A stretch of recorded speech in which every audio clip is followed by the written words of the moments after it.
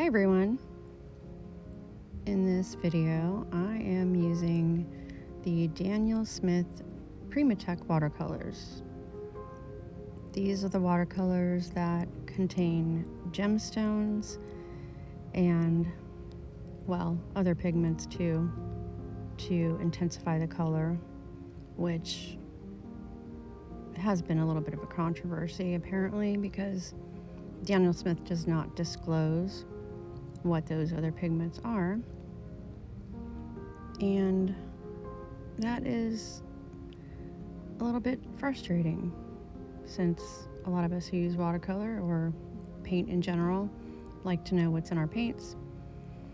But nonetheless, I really like them because they were made of gemstones and they contain real amethyst and garnet and various other, I don't know how many are in the line. I didn't look that up, but I own about 15 or 16 of them.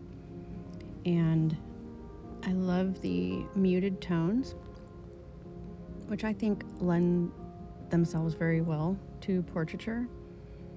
But these are not recommended for portraits. They're mostly recommended for landscapes because the granulation is so entirely extreme. If you can tell, zoomed in here, it's really hard to control where they go especially if you use a little bit more water than you intended to pick up. They're pretty wild. So trying to get a smooth blend for skin is just, I just kind of had to accept that it wasn't going to be like other pigments, and that was okay because I really like the colors. I have never really painted a portrait with these before. I've swatched them out. I've done a little random sketches with them, but I've never really done a full portrait, and I really wanted to see what would happen if I did.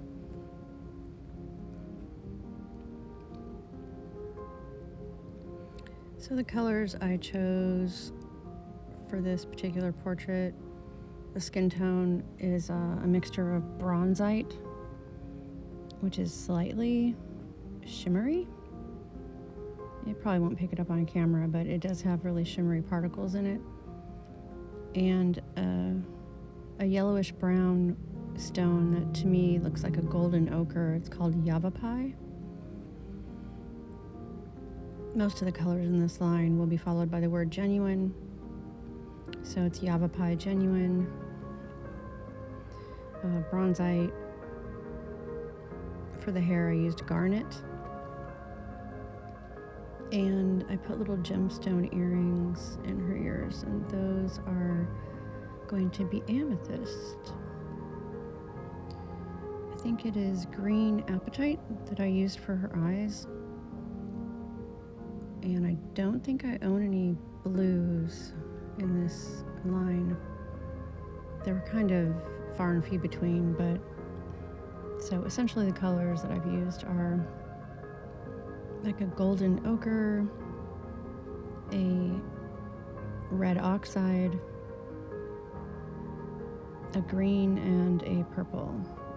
So typically most pigments would be really, really bright, and those would be kind of not what you'd want to combine for a portrait, but because these tones are so muted, I think they look really cool together, and the fact that they're muted in those types of colors just look really neat, I think.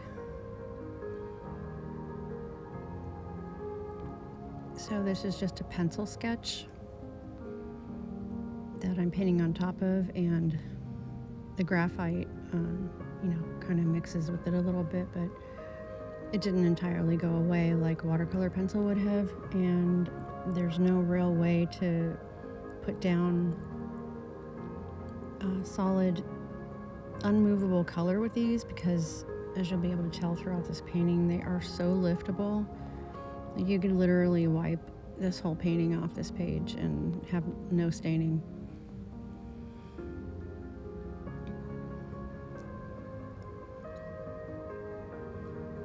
So in the beginning of this video, those are some images of some gemstones that I wire wrapped and put up for sale in a couple of consignment shops, which I do for the holidays every now and then. I've been doing it for the last, 20 or so years, off and on as a side hobby. Actually, I've been doing jewelry for a lot longer than that, but it's just something else that I do as far as a creative outlet, and it's a little bit more practical. I try to make a little extra cash during the holidays.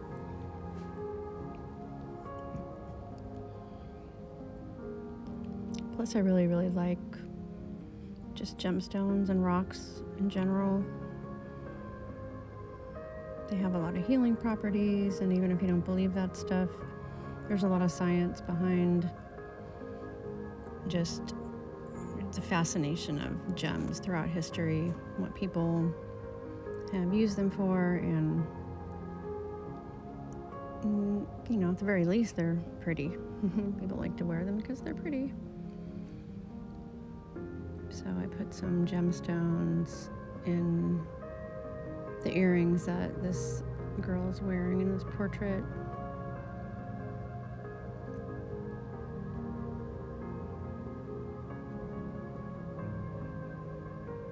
And the amethyst is the one I used for those.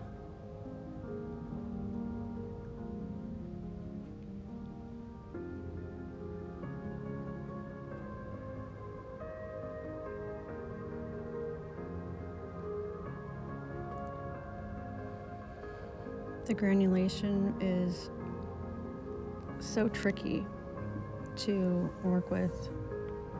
I could see why landscape artists really like it. Most of them will say something like, oh, this landscape is just going to paint itself because of how the granulation and the pigments just kind of like move all over the place and settle in, especially to the cold press paper. It's just really neat close up to watch it move around and settle. I've had to go around multiple times throughout this painting and just like redefine an edge or wipe up a little area that has migrated with pigment, because it's just it's wild. It moves all over the place, this stuff.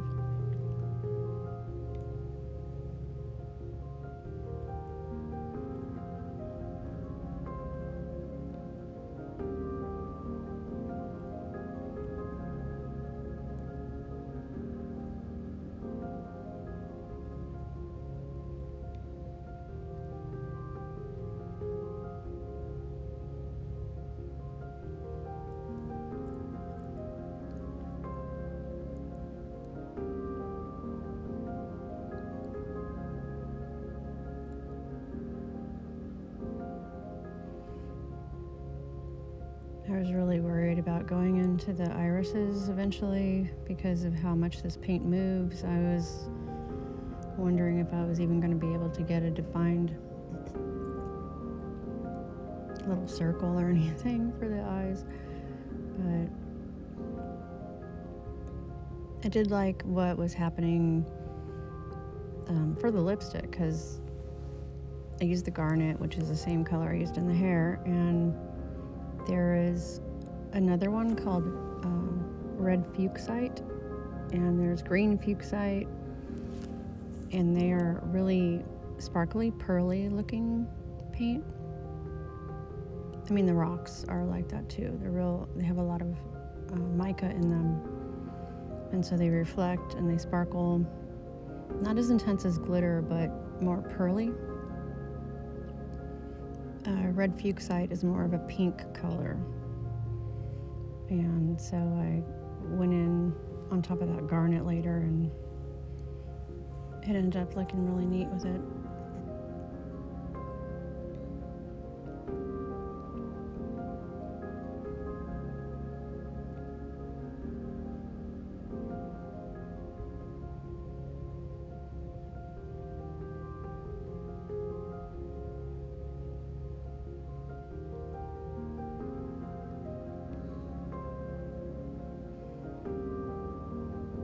there's a lot of reflection from the lighting in the water puddles that are on this page, so it kind of distorts some of the areas of the painting, but I'm sure you guys have seen that before and you know what that is.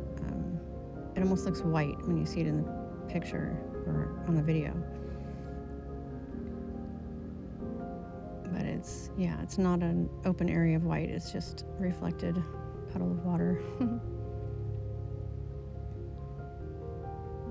And yeah, thank God this paint is so liftable, because it's crazy, it's wild, it goes everywhere, and you gotta be able to mop it up if it gets out of control.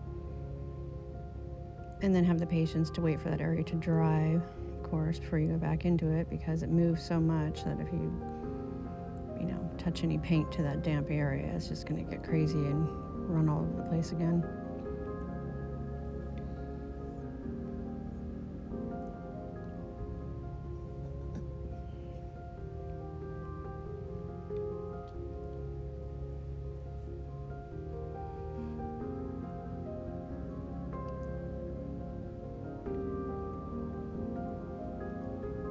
So have you guys heard of these paints or tried them at all?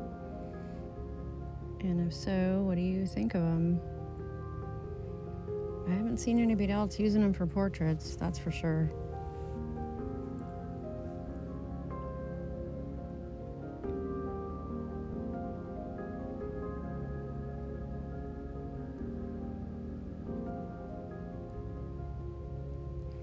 Most of the videos I've seen about these paints are just talking about the line or showing some swatches. But even landscapes, I haven't really seen. I guess I could search it up and they'd probably have it, but I don't really get a whole lot about these paints being used in paintings on my feed. I just know about them from various reviews.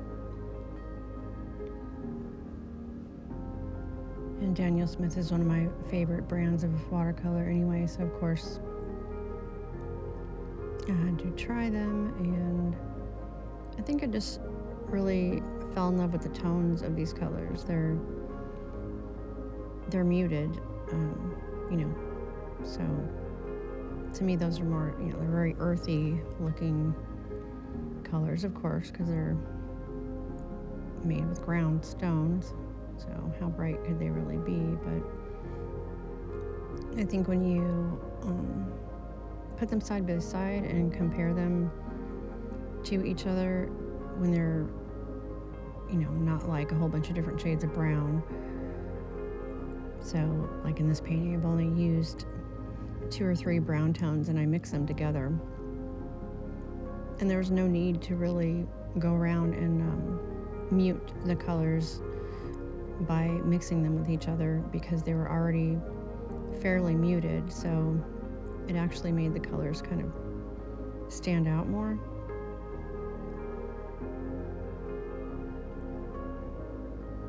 Without them being garish.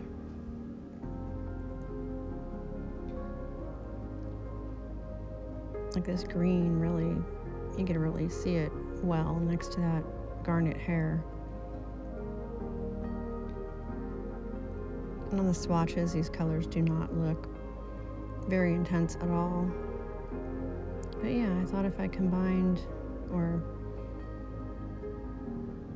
used certain colors next to each other, that they would really stand out a little bit better, and you'd be able to tell that they were more colorful that way.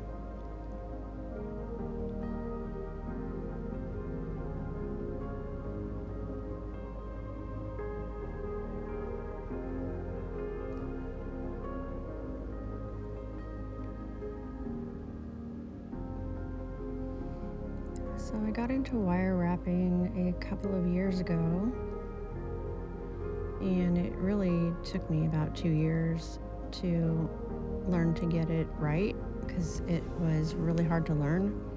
And of course, with the help of YouTube tutorials, I was just really fascinated with the techniques of wire wrapping, because there's so many There's some really beginner-friendly ones and some really advanced ones, but I was kind of into the more organic-looking, functional, kind of turns out however it turns out kind of thing, you know, very similar to the way I do my paintings. But it needed to be super high functioning as far as stable and wouldn't pop out of the wrap. And if you've ever owned a wire wrapped necklace, especially some of those little bullet crystals, they tend to kind of wiggle free, or they're super loose. And I was trying to learn how to make some that were tighter than that, but also had an abstract look to them. Most of the really advanced wire wrapping is super intricate and not really what I want to dedicate my life to learning. But it's really tactile and easy as far as not having to use my eyes so much. And I just thought it was another form of art that I could really, or should really, get into, since I'm not much into sculpting or any other kind of tactile art. But yeah.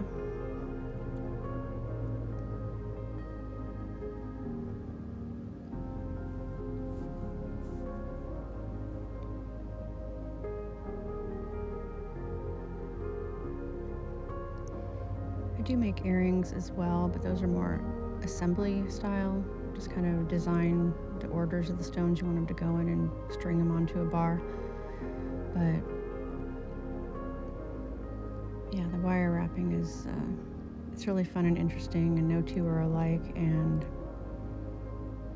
that's the fun of it for me.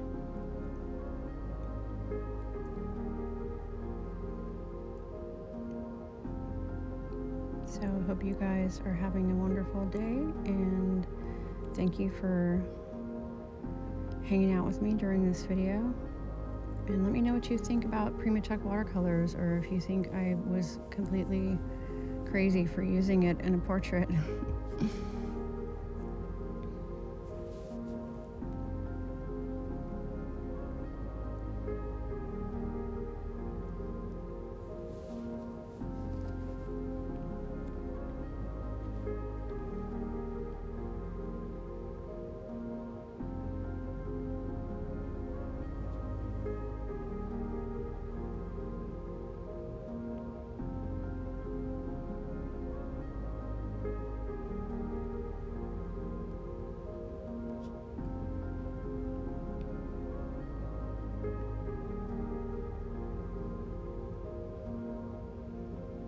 See you in the next video.